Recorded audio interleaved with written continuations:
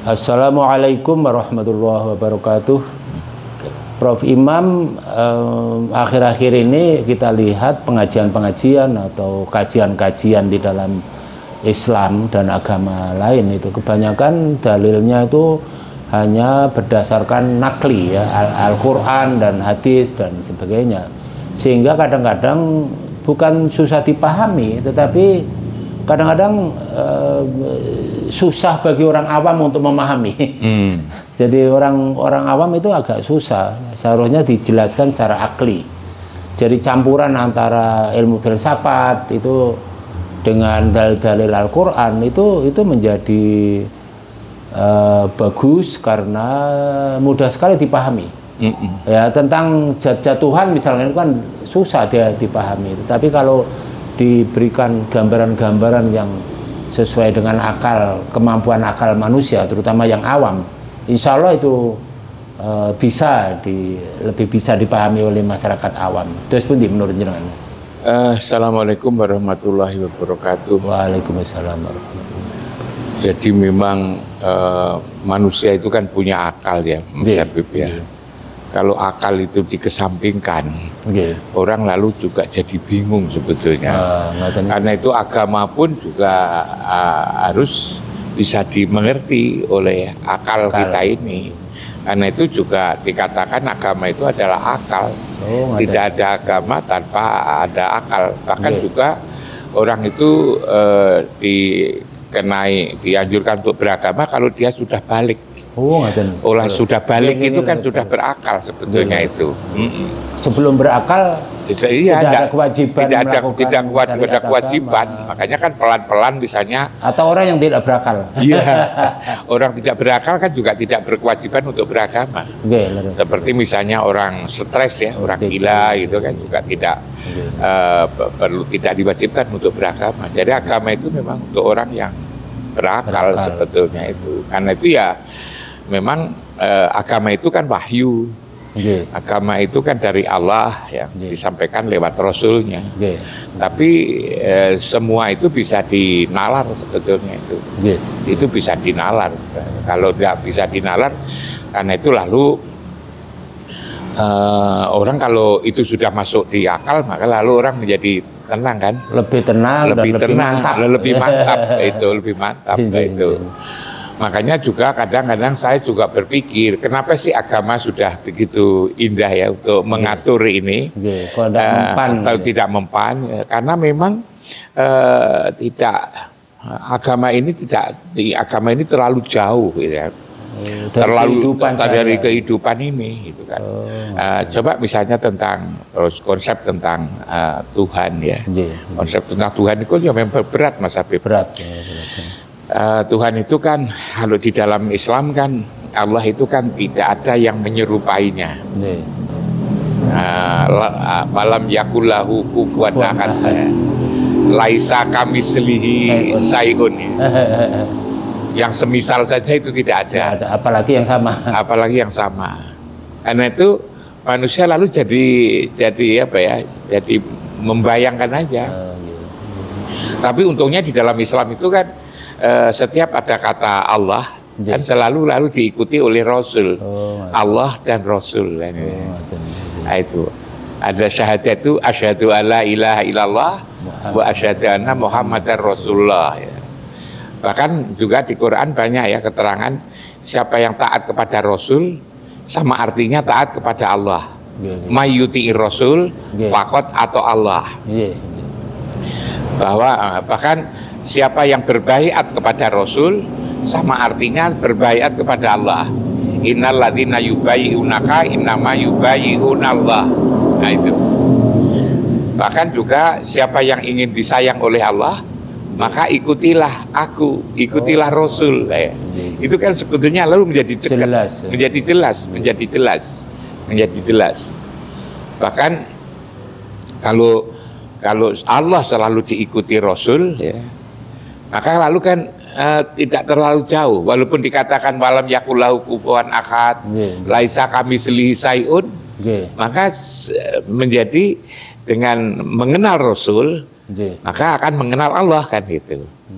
Nah kan lalu kemudian kita kalau demikian, maka Rasul itu ada di mana kan itu Mas Habib ya? Kan Rasul kan kalau itu Muhammad kan juga wafat, sudah wafat. Sudah ada. Kita juga susah untuk membayangkan. Karena sudah tidak ada. Paling-paling kita gambar juga tidak ada. Paling-paling kita mengatakan bahwa Muhammad itu ada di Muhammad pernah ada. Itu kan 1400 pernah dimakamkan gitu kan. Tapi itu kan juga susah. Itu bisa masih abstrak juga. Masih abstrak. Lalu didekatkan dengan cara dicari dia mana Muhammad kan itu. Muhammad itu ada di mana? Muhammad itu ada di Madinah. Tapi yang di Madinah itu sebetulnya adalah jasadnya, makamnya. Nah agama itu lebih konsentrasi bukan kepada jasad, bukan kepada tubuh, tapi kepada ruhani.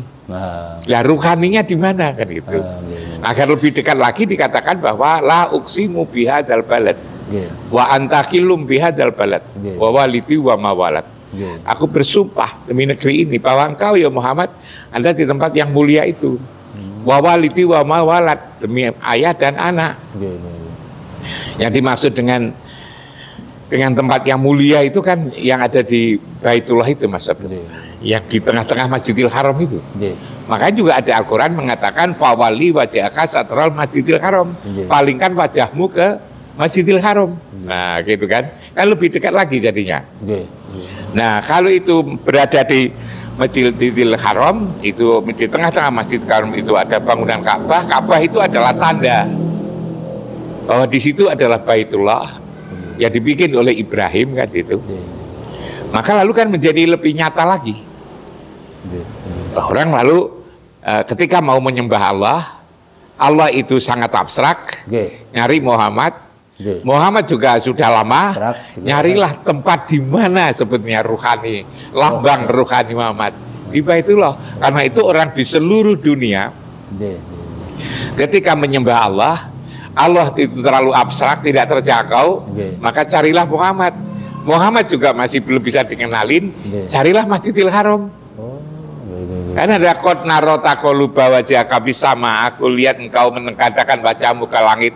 Falan waliyana kiblatan tartoha, hendaknya engkau palingkan wajahmu, arahkan wajahmu ke kiblat yang kamu sukai. Di mana yang kamu suka itu? Fawali wajhaka satral Masjidil Haram, palingkanlah wajahmu ke Masjidil Haram. Karena itu orang seluruh dunia ini, dunia Islam, tatkala mau menyembah Allah, maka disuruh untuk menghadap ke tempat kiblat ini.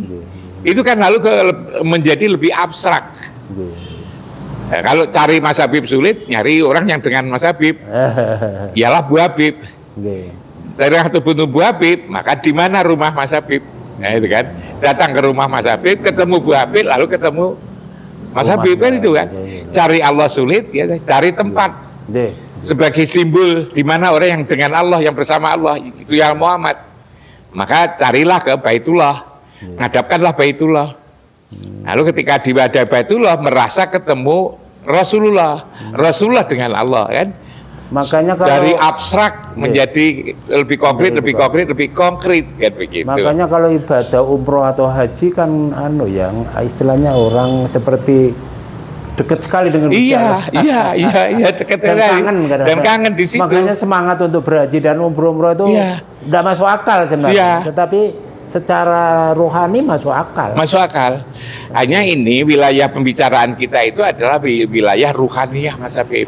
Orang lalu kan bilang kalau gitu kan enak-enaknya orang Mekah begitu kan, yang di situ dekat.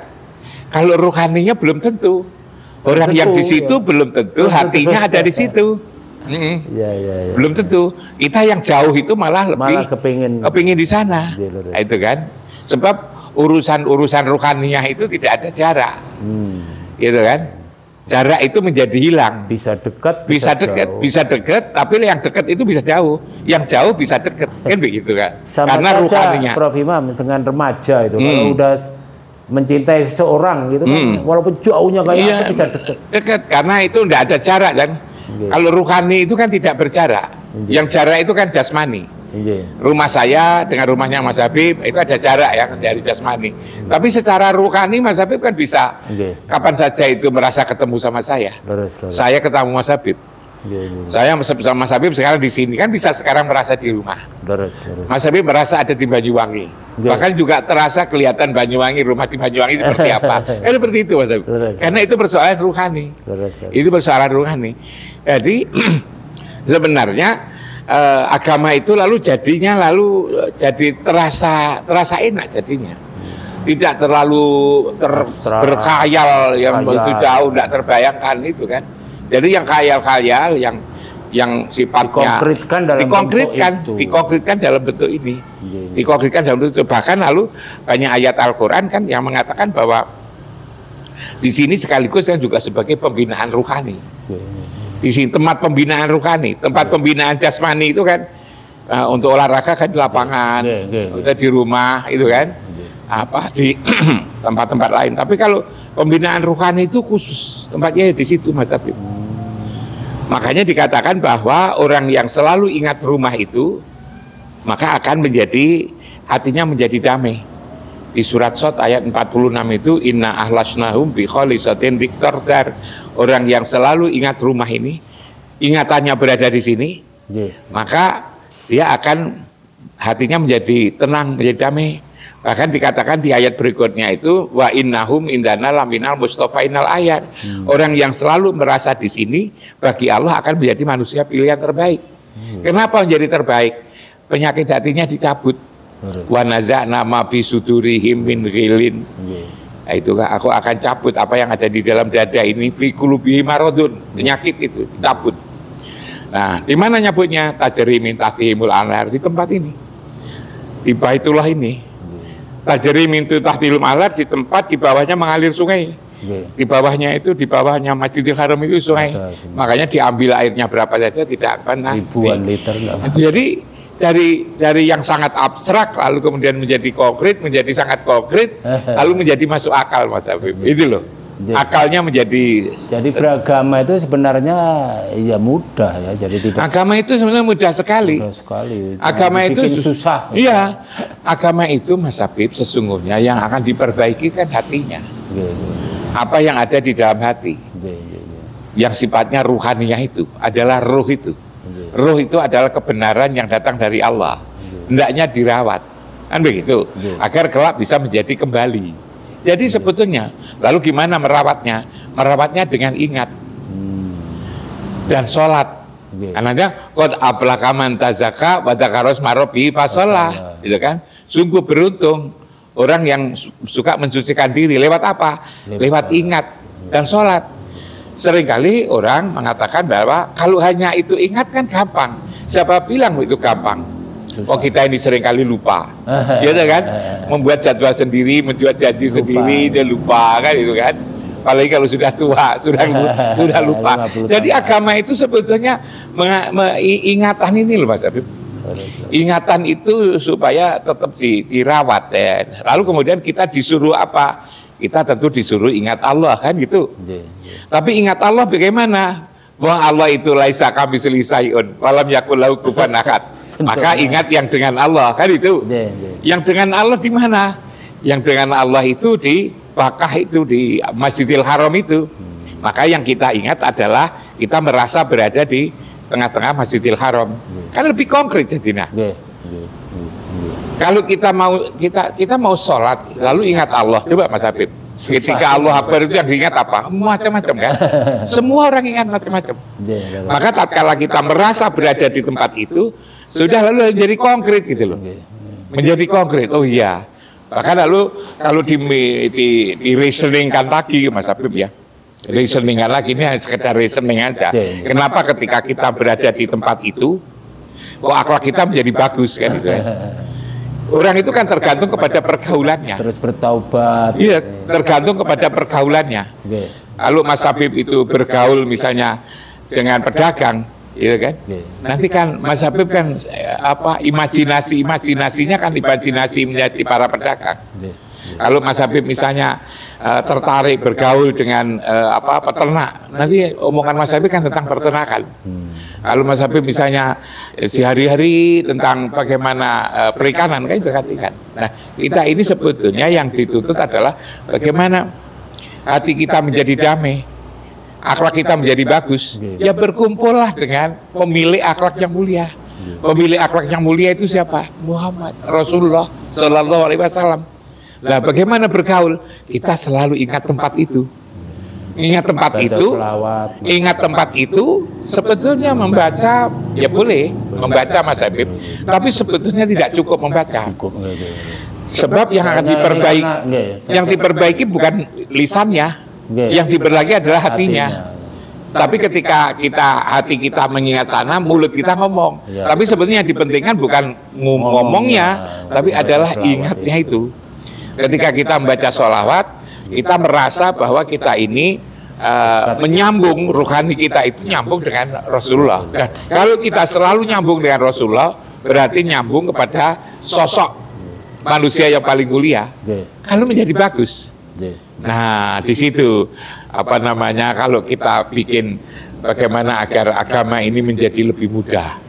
Ingat saja itu, ingat Baitullah, ingat rumah rohani, merasa di Masjidil Haram. Kalau Islam itu menjadi lebih lebih mudah kalau menurut saya. Karena itu memang tidak sulit sebetulnya agama ini. Agama ini sebetulnya juga tidak sulit. Nah itu. Lalu menjadi senang, dan ketika kita selalu merasa berada di Baitullah itu, maka lalu kita menjadi senang untuk sholat, senang untuk melakukan puasa, senang untuk zakat, senang juga kepingin haji. Itu sebenarnya dampak daripada sholat itu. Seharusnya. Iya, jadi surat. Jadi kalau tidak berdampak berarti sholatnya perlu iya. Coba Mas Habib, kalau Saman mencoba sholat yang saya katakan khusyuk. Yang saya katakan khusyuk itu kan alladzina yadunnuna annahum mulaqu rabbihim. Yang merasa yakin bahwa dia ketemu Tuhan, kan? Wa annahum ilaihi raji'un gitu kan. Ketika sampean merasa ketemu Tuhan itu, lalu kemudian terasa hati itu damai, maka kepingin kita ketemu lagi, ketemu Allah. Seperti ketagihan. Lewat sholat, iya. Sholat malam itu lalu jadi enak. Kita kan anak, kita lalu kepingin kapan ya waktu sholat kok belum datang kan gitu kan. Jadi tidak ada beban sama sekali. Dan itu bisa dirasakan oleh siapa saja sebetulnya itu. Itu bisa dirasakan oleh siapa saja.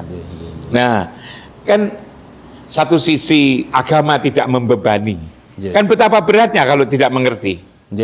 Agama itu lalu berat. Orang mengatakan mosok sholatnya 5 kali. 5 kali itu pun kalau orang yang lagi senang menyenangin tentang itu kurang. Kok hanya tiap saat. Makanya lalu ditambah ada sholat sunat kan itu kan. Saking senangnya. Karena senang. Saking kangennya. Nah, saking kangennya. Lah seperti itu tidak bisa hanya sekedar diceritakan, tapi lalu dialami. Coba kalau ngalami, dirasakan. Coba kalau kita misalnya belajar, merasa sholat, merasa berada di tempat itu, nanti merasa enak, merasa damai. Kita lalu kepingin lagi. Aku nanti sholat, malam juga begitu, baca Quran lalu jadi senang. Ya masih kurang. Sebaliknya lalu kita terhindar lagi. Kita tidak iri, kita tidak dengki, kita tidak fitnah, kita tidak sombong, kita tidak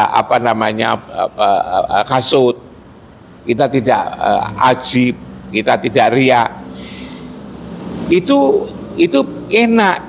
Itu seolah-olah kita memang tidak ada muncul hati itu untuk melaksanakan yang tidak boleh itu, Mas Habib. Sehingga selesai sebenarnya persoalan. Itu lalu menjadi hidup. Tidak perlu ada hukum, tidak perlu ada polisi. Iya, tidak ada polisi, tidak perlu ada siapapun, kita bisa mengontrol sendiri. Iya, mengontrol sendiri. Karena ini terkontrol. Masalah kemasyarakatan sekarang ini muncul gara-gara itu kan. Problem-problem itu, Mas Habib, yang agama itu sebetulnya kan rasa tuh, Mas Habib. Agama itu adalah rasa, menghidupkan rasa yang ada di dalam dada ini. Kalau rasa ini sudah hidup, Mas Habib, itu kan menjadi enak. Selesai kalau rasa ini. Coba misalnya kita lalu tidak enak, Mas Habib misalnya datang ke sini sudah janji kan itu kan. Lalu kalau tidak sini kan tidak enak. Terpaksa misalnya sampai lalu WA sama saya minta maaf, gitu kan? Saya lagi macet ada di Lawang, baru dari Pesuruan. Itu kan rasa itu hidup. Tapi kalau rasa itu tidak hidup, rasa itu mati, saya bayangkan. Gitu kan? Lupakan semua. Lupa semua, tidak peduli sama orang. Seperti misalnya kita akhir-akhir ini misalnya korupsi, korupsi di mana-mana terjadi karena kehilangan rasa, karena mati rasa, rasa kita itu mati. Kalau itu rasa itu sudah mati, maka hal yang tidak boleh itu kan lalu dianggap boleh, dilanggar. Kendali itu tidak ada gitu loh Mas Habib. Mudah-mudahan ini tidak terlalu panjang. Nanti kita split dulu. Terlalu panjang nanti nanti kita bicarakan sesi lagi tentang hal ini kelanjutannya supaya tidak terlalu. Iya. Jadi intinya cepat paham gitu. Intinya itu menghidupkan rasa rohani itu loh Mas Habib. Kebetulan kan milad Nabi Muhammad SAW jadi Maulid Nabi. Ini diingatkan kembali bahwa makna daripada Maulid Nabi itu adalah mengingat siapa di samping Allah itu, supaya lebih ingatan kita dikembalikan, refreshing. Kenapa ingat yang dengan Allah? Karena memang tidak mampu kita sampai menjangkau kepada Allah itu. Matur nuwun sangat Prof. Imam. Assalamualaikum warahmatullahi wabarakatuh.